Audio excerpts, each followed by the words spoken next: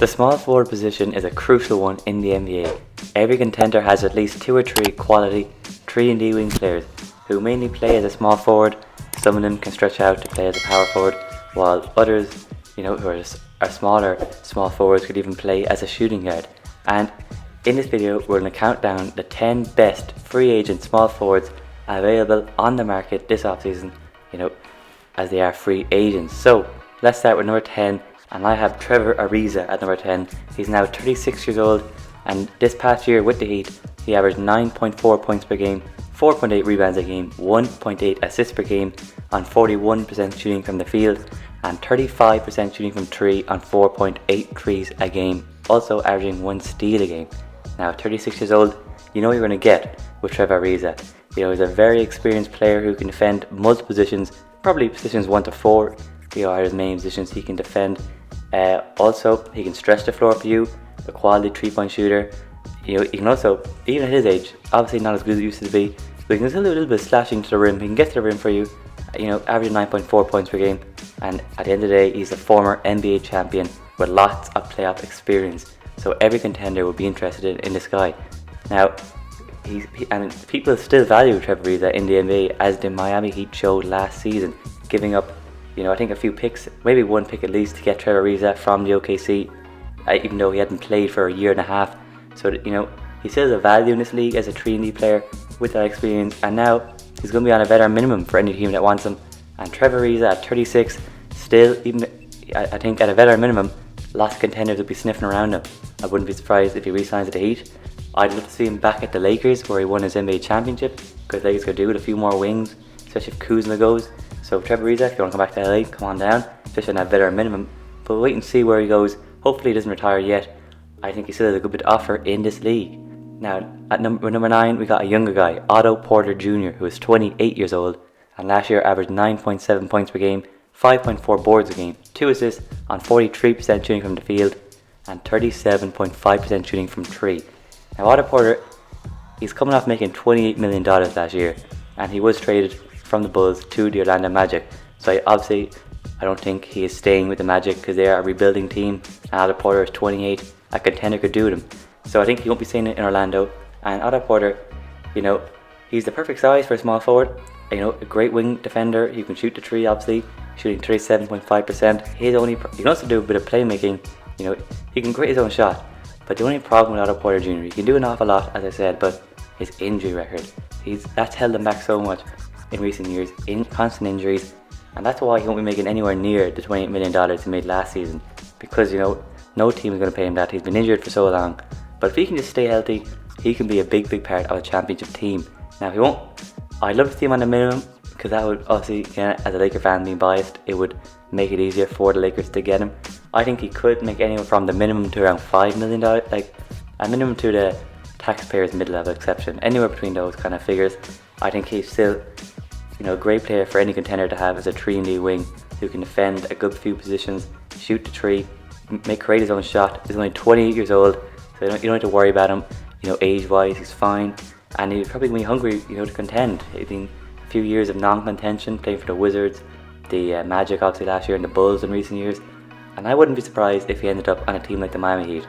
The Heat always seem to get some very good 3-and-D players.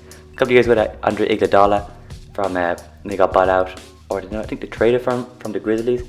Also, Trevor Ariza, as I said last year, maybe they should make Otto Porter Jr. Who knows? As a Laker fan, of course, I'd love to see him in LA also. At number 8, speaking of LA, we got a former Laker, Josh Hart, who's 26 years old, and last year he averaged 9.2 points per game, 8 boards, 2.3 assists per game on 50% shooting from the field, and 33% shooting from 3 on 4.1 threes a game. So Josh Hart last year spent it with the New Orleans Pelicans last 2 years, and he's been a crucial enough part of this Pelicans team, which have underachieved, but he's played well. You can't blame it on him. Now, Josh Hart, he's a great rebounder, especially for his size, averaging 8 boards a game, as I said, and he can definitely get positions 1 to 4. Not all centers. You can find if there's a small ball center out there, he can get a small ball center, but mainly positions 1 to 4 is what he can do for you. Now, I think the Pelicans should keep him, because the Pelicans need to become a playoff team. Every playoff team needs a player like Josh Hart who can grab rebounds. They play a good bit of defense, bring high energy, but the rumor is that he will be leaving the Pelicans. Neither the Pelicans might commit to keeping him on, and maybe I think Josh Hart wants to move on from New Orleans. I think he'll get around $10 million a year, which it's good money for him, but I think he'd get a little bit more if he had a better 3-point shot, a more consistent three. He can hit the tree obviously, but he's below league average. So if Josh Hart can just work on on that 3-point shooting, then maybe he might get more money in the future. But I see him going to not a top tier contender because they don't have money for him, like no Brooklyn, no LA for him. But I do think a middle of the pack playoff team like the Pelicans, but they don't want him, it seems like. So maybe another middle of the pack playoff team might go and get him this off season. At number 7, we got Doug McDermott, who's 29, and last year for the Pacers averaged 13.6 points per game, 3.3 boards, 1.3 assists per game on 53% shooting from the field and 39% shooting from 3 on 4.3 threes a game. Now Doug's another player who probably get around $10 million a year.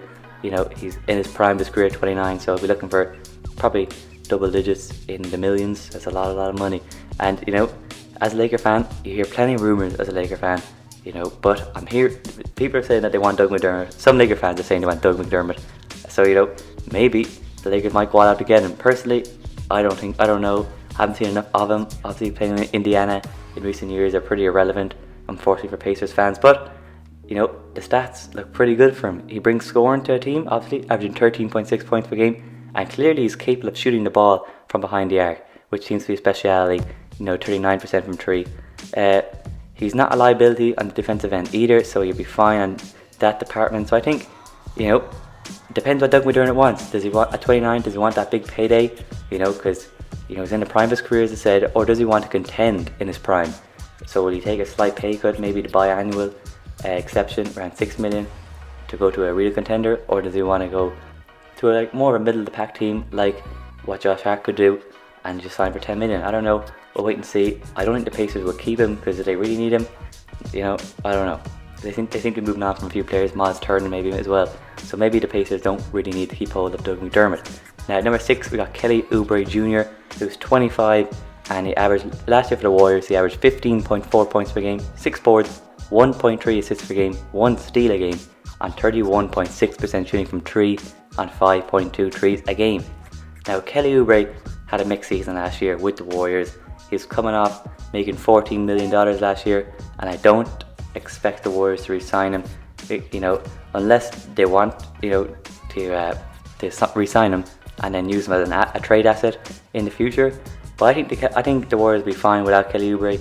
Obviously every team could do with a good 3-and-D wing like him, but he's not going to be cheap. He's 25, maybe not. I think he's going to still make around the $14 million mark, maybe a little bit less. He can bring scoring too, obviously. Very athletic player, and he can do a job for you on the defensive end, but as the stats showed, he's an inconsistent 3-point shooter, and that's what's holding him back at the moment. I don't see him going to a contender only for money reasons, so I see him going to probably a lower the pack team, maybe a middle of the pack playoff team. I'd even see, I don't know, maybe the Bulls or someone just throwing 10 to 15 million at him. We'll wait and see. But I think he's a good player, but he'd be costing too much for a contender to really go out and get him. At number 5, we got Will Barton, who's 30 years old, and last year for the Nuggets averaged 12.7 points per game, 4 boards, 3.2 assists per game on 42.6% shooting from the field, 1 steal, and also 38% shooting from 3 on 4.6 threes a game. Now, Will Barton just opted out of his $14 million player option with the Nuggets, and he was a very good player for the Nuggets last year, kind of like, but he was a starter, but kind of like their Jordan Clarkson, bringing a bit of scoring for them. And I'd expect the Nuggets to try and re-sign this guy for around similar money, around the $14 million mark once more, maybe just with a few more years added on, maybe like 3 years, I don't know, 36 million, around that kind of mark, 3 years 40. We'll wait and see if the Nuggets want to keep hold of him, or they could sign and trade him somewhere. We'll wait and see. I think the Nuggets should try and keep him because he's played this Nuggets team for a few years now. He knows the team. He'll bring scoring to your team. He'll take some of that scoring pressure off a Jamal Murray, a Michael Porter Jr., a Jokic. He'll do his fair share. He's 30 years old, in the prime of his career, so and the Nuggets, their players get more and more experience under the belt, like a Michael Porter Jr., Jokic now the MVP. You got Jamal Murray coming off an injury, so I think you should try and keep Will Barton for the rest of his prime years. Obviously capable of shooting the 3, which every team needs, and at 30 years old, obviously he's been looking for one last big payday. As I said, I expect him to stay in Denver, but you never know. I heard Boston might move for him if Evan Fournier leaves, who knows. I expect Will Barton to stay in Denver and try and get this Nuggets team over the line. At number 4 we got Nicolas Batum, who is now 32 years old and last year averaged 8 points per game, 1 steal, 4.7 boards, 2.2 assists per game on 46% shooting from the field and 40% shooting from 3 on 4 threes a game. Now he's revived his career last year with the Clippers after getting bought out by the Charlotte Hornets and signing for the Clippers on a veteran minimum. Now Batum brought floor spacing for this Clippers team, he brought a bit of defense to this Clippers team, and he played his role exceptionally. He didn't have to bring massive scoring, just 3 and D, and that's what every good contender needs, especially playing on a veteran minimum last year. The Clippers got a steal, taking a chance on him. So Batum played so well that he could easily earn himself around $10 million this offseason. I think a team could throw $10 million at him. Now he's at 32 years old as well, so this fee probably is and his stock probably won't get this high again, because he's not going to get any younger. So maybe a team might come and just pay him $10 million and take him away from the Clippers. But I expect him to stay with the Clippers. The most the Clippers can offer him, I think, is around the taxpayers exception, which is around $6 million, which I think, playing for a contender in LA, I think I'd probably be loyal to them for taking the chance on him, giving him that second chance after he got bought out by Charlotte and his stock was rock bottom. I think he will take that small pay cut from possibly $10 million to around $6 million a year to stay at the Clippers. And I think, I see him staying with the Clippers because he's also very versatile. He can also play stretch 4 for them if they want. But if a team comes in and offers $10 million to him, it'd be interesting to see, would he stay loyal to the Clippers or would he leave? But I expect Batum to stay in LA. Now at number 3 we got Norman Powell, who's 28, and last year for the Blazers he averaged 18.6 points per game, 3 boards, 48% shooting from the field and 41% shooting from 3. Now Norman Powell has an $11 million player option, which I fully expect him to turn down because he's worth more than that in my opinion. I expect the Blazers to definitely try and resign this guy after they gave up promising young shooting guard Gary Trent Jr. for him. And Norman Powell, he'll bring you scoring. The Blazers, it's up in the air. The Blazers are going to keep Lillard, are going to keep CJ. So I don't know who is going to be taking the scoring pressure off, but he'll bring scoring to whoever's there, Dame or CJ, maybe even both, who knows. Obviously, he has that championship experience as he was part of that 2019 champion Toronto Raptors side. So, and now at 20 years old, he wants to cash in on his prime, get paid, and if Portland were willing to give up Gary Trent Jr., which surprised me, for him, then I fully expect him, to re-sign him and keep him in Portland. At number 2, we've got DeMar DeRozan, who's 31, and last year he averaged 21.6 points per game, 4.2 rebounds a game, 7 assists per game, on 50% shooting from the field, 1 steal, and 26% shooting from 3 on 1 3 a game. Now DeMar has gone underrated in his time in San Antonio, which happens because San Antonio is not a big market, obviously. But DeMar's still proven that he's still he's still a borderline All-Star player. He could have easily made the All-Star team this year. He played very well last year for the Spurs. He's become such an elite playmaker, and off the pick and roll, he's pretty much lethal from there. His mid-range game is second to none, and obviously his playmaking since he got to San Antonio has gone through the roof, averaging 7 assists per game this year with 20 plus points. Now, he made $27 million last year with the Spurs. Even though I don't see him getting anywhere near that $27 million again this offseason, as he is 31 and he can't shoot a 3, I think there will be plenty of teams out there willing to give him a pretty big short-term contract, probably around $20 million a year for 1 or 2 years maybe. Short-term deals from here on in I see for DeMar DeRozan unless he's willing to take a pay cut for more years. Now, his lack of 3-point shooting is his only major problem, which is holding him back. His defense is pretty much average, so that's not a massive concern. It's just a lack of floor spacing.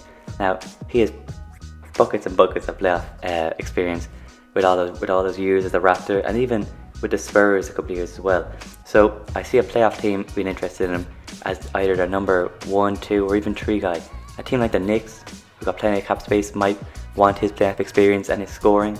A team like the Heat have been linked with him, maybe the Dallas Mavericks. Not like everything about the Lakers, but this guy, he is an LA guy, but no way I see the Lakers going for him, only because the money, and he can't stretch the floor, and the Lakers have a lack of 3-point shooting as it is, so I don't see him going back to LA with the Lakers. But I could see him going to the Clippers in a sign-in trade and see him be a 3rd star in LA. It wouldn't surprise me if he end up going to the Clippers. I think he would be a decent fit beside Paul George and Kawhi Leonard. The Clippers are a great 3-point shooting team, so you can afford to have DeMar DeRozan's lack of floor spacing and he'll bring playmaking, which the Clippers could do a lot of, could do it, and he'll also bring you some more scoring, which always helps. But he's not the number one guy, because at number one we got a current Clipper anyway, Kawhi Leonard, who is 30 years old and last year averaged 24.8 points per game, 6.5 boards, 5.2 assists per game, 1.6 steals a game, on 51% shooting from the field and 39% shooting from three on 5 threes a game. Now, even with Kawhi's long-term injury and his injury record isn't great either, any team in the NBA will offer this guy a max contract. Now, I expect him to opt out of his player option this offseason with the Clippers and then re-sign with the Clippers. The Clippers have made big progress this year. As I said in a Clippers video I made recently, they've gone a long way. Even when he was injured in the playoffs, Paul George showed he can be a number 2 guy on a championship team. He showed some leadership. So I think Kawhi should be impressed with how the Clippers did in the playoffs and should stay in LA with the Clippers. But it's very hard to read Kawhi Leonard. I thought he was definitely going to the Lakers 2 years ago. Ended up not going. I've given up reading what I was going to do. And obviously with this injury, rumours are that he clashed with the Clippers medical staff. And last time he clashed with medical staffs, he got the hell out of San Antonio. So maybe he might just want a surprise, pack up his bags and leave the Clippers. But he likes it in LA. He's with a contender, and a great team. The Clippers aren't going anywhere anytime soon. They're not a really old team, so I think he'll stay at the Clippers. But if he is to leave, any team out there will give him a max contract, even with his injury record and his current injuries dealing with right now. Any team. I think the Heat are probably the most likely team if he is to leave the Clippers, as it is get along with Jimmy Butler. Maybe Dallas might go for him. Who knows? But as long as he goes to the Nets, not surprised at the Nets anymore. After they got James Harden to put alongside Kyrie and KD, then Blake came along in a minimum. LaMarcus Aldridge came and went on a minimum. As long as he just doesn't end up in Brooklyn, I'm okay with where he goes. But I expect him to stay at the Clippers, and next year will be a weird one for Kawhi. I don't know how long he'll be out for, but I expect him to re-sign with the Clippers. Now, honorable mentions that I didn't mention in this video. Obviously, Andre Iguodala. You can't get much more experience than Iguodala. Part of that Warriors dynasty, great 3-and-D wing, former Finals MVP. So every team could do to him on a minimum. Reggie Bullock had a great year with the Knicks. He can bring you a lot of 3-point shooting, which a lot of contenders need. So he could be an option for some teams. Hamidou Diallo, who was at the Pistons last year. Maybe the Pistons might keep him. They're a building team. Wait and see. Obviously, Derrick Jones Jr. with the Blazers last year, a very athletic player. Wait and see what happens with him. But anyway, guys, that's the list. Tell me, who do you agree with or do you even disagree with? And where do you think people like DeMar DeRozan will end up? That's what I'm interested in.